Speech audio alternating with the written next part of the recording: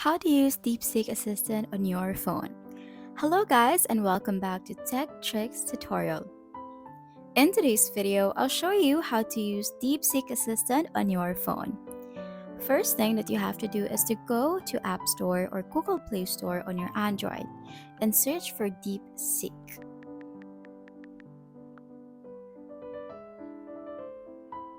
Now click on this Deepseek AI Assistant with a whale icon on it and click on Get.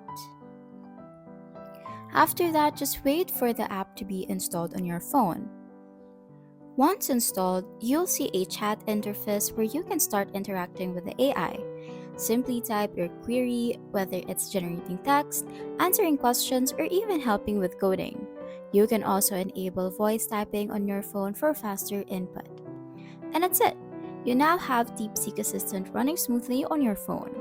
If you found this helpful, don't forget to like, subscribe, and stay tuned for more tech tricks.